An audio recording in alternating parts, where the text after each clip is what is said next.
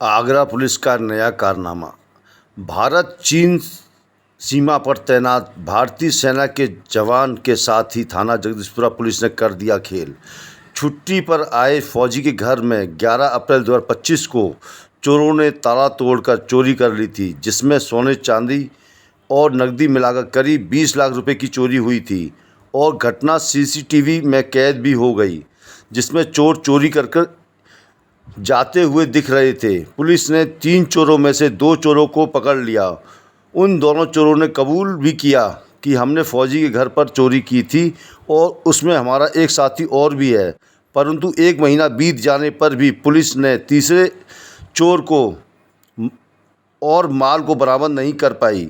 घटना के समय पीड़ित ने सोने चांदी के जेवरात की पूरी सूची मैं वजन के दी थी, जिसे बोदला चौकी प्रभारी और थाना जगदीशपुरा प्रभारी द्वारा बदलवा दिया गया। थाना जगदीशपुरा का विवादों से है पुराना नाता। पूर्व में भी बनाना फैक्ट्री के पास की ज़मीन पर कब्जा कराने में थाना जगदीशपुरा पुलिस की अहम भूमिका रही थी और उसमें पुलिस वाले जेल भी गए थे। जेवरात की बरामदगी और फरार चोर की गिरफ्तारी को लेकर 9 मई को पीड़ित ने डीसीपी सिटी कार्यालय के सामने बैठकर धरना भी दिया था। बड़े दुख की बात है कि सीमा की सुरक्षा कर रहे एक फौजी को न्याय पाने के लिए दर-दर भटकना पड़ रहा है। पीड़ित ने डीजीपी कार्यालय लखनऊ जाकर भी उच्च अधिकारियों से मुलाकात कर पूरी घटना की जानकारी दी।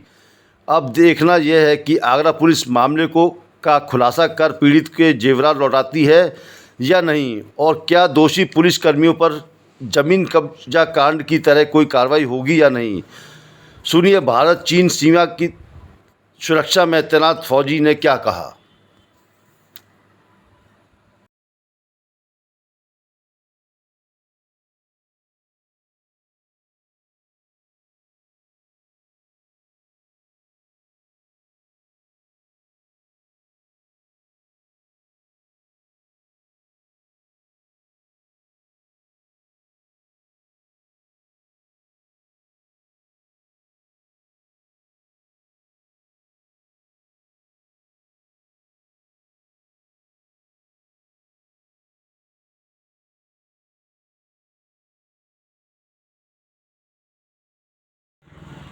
जी, क्या नाम है आपका? सर मेरा नाम हवलदार दिनेश सिंह है। मैं इंडियन आर्मी से हूँ। कहाँ पे तैनात है इस समय आप? सर मैं अरुणाचल प्रदेश में हूँ, चाइना बॉर्डर पर मेरी तैनाती है।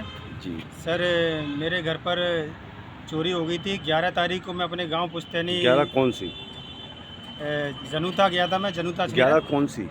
11 तारीख 11 अप्रैल को जी 11 अप्रैल को मैं अपने गांव जनुता गया था, अजनेरा थाना के अंतर्गत। उसी रात में 11-12 की रात में मेरे घर से चोरी हुई और चोरी में क्या क्या सामान चोरी हुआ? चोरी में सामान मेरा हुआ 17-18 तोले सोने गया है मेरा, 750 ग्राम चांदी और 35,000 रुपये नगद मेरा लेके गए और खिड़की तोड़ के लेके गए। गेट की कुंडी तोड़ दी उन्होंने, चोरों ने। और उसके बाद में जब चोर सीसीटीवी के माध्यम से मैं बोदला चौकी पर गया, चोरों को देखा, उनको बोदला चौकी पर मैंने तहरीर दी।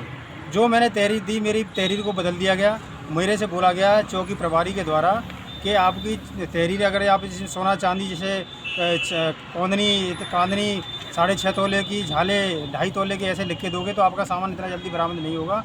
आप इस सामान की लिस्ट और नाप तोल हटा दो और आप सादा कागज़ पे लिख के दो। तो दोबारा मेरे से वो तहरीर लिखवाई गई इन्होंने और तहरीर लिखवा के इन्होंने उसी तहरीर पर मेरा मुकदमा दर्ज किया और मेरा उसमें कोई माप तोल नहीं, कोई सोना चांदी ऑनली फॉर दिखाया, बाकी कुछ नहीं दिखाया।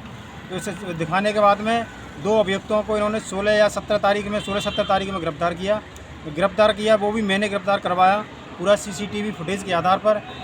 दोनों चोरों को, अभियुक्तों को गिरफ्तार किया। उनको गिरफ्तार करके जैसे गिरफ्तार को विकास नामक एक अभियुक्त को लेके आते हैं तो उससे मैं पूछता हूँ, बोदला चौकी पर ऑन स्पॉट में था। मैंने पूछा, भाई ये चोरी आप लोगों ने की? कि हाँ सर, हमने 3 बंदों ने आपकी घर से चोरी की है। उन्होंने उसी समय स्वीकार कर लिया। इसलिए चौकी इंचार्ज आए, उन्होंने मेरे को बोला कि आप बात मत करो इनसे, चोरों से बात मत करो, आपको कुछ कर देंगे, चक्कू मार देगा, ये कर देगा। मेरे को डरा दिया, मेरे को दूर कर दिया। उसके बाद में उसी चोर को वहाँ से लेके गए और दूसरे चोर को पकड़ के गुप्त स्थान यानी अवधपुरी चौकी पर ये लेके गए। घटना कौन चौकी की थी? ये घटना चौकी है बोदला चौकी की। और अवधपुरी चौकी लेके चोरों को? ये चोरों को लेके गए अवधपुरी चौकी पे। मेरे को 2 दिन तक बताया नहीं और जब मैं गया उनके पास में तो मैं चौकी इंचार्ज ने मेरे को बताया कि आपके यहाँ तो कबूल ही नहीं कर रहे कि आपके यहाँ चोरी की है, ये चोरी नहीं की आपके यहाँ इन्होंने। तो मैं बोला मैं तो रात को ही पूछ लिया था। बोला आपने पूछ लिया तो क्या हुआ? फिर चौकी इंचार्ज चुप हो गया उस समय कि इसने तो बोला आपने कब पूछा? मैं बोला तो मैं रात को ही पूछ लिया था। तो बोला ठीक है, बोला मैं बोला कुछ करता हूँ मैं आपके लिए। तो उसके बाद में चोरी की इन्होंने वहाँ पूछा और मेरे बारे में कुछ नहीं बताया इसने, बोला आपकी चोरी नहीं की। जब ये जीडी रिपोर्ट में से इनको चोरों को जेल के अंदर भेजते हैं तो उसमें कबूल करते हैं चोर, हाँ हमने चोरी की। माल जो सोना और चांदी के जो आभूषण हैं, जो तीसरे व्यक्ति जो अभी तक गिरफ्तार नहीं किया है उसके पास रखे हैं, ये अभियुक्त बता रहे हैं और ये चौकी इंचार्ज ने उसमें लिखा है।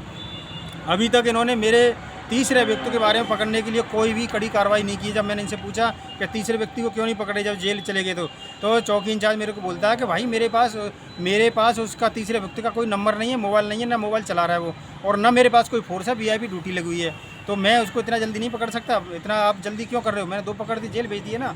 और उसी रात जिस दिन 2 चोर पकड़े, तीसरे चोर के भाई को पकड़ के लाए चौकी इंचार्ज, और अपनी चौकी बोदला चौकी में रख के ये लेके गए अबदपुरी चौकी पे, उसको पकड़ा और 60 गांठ करके उसको सुबह ही छोड़ दिया।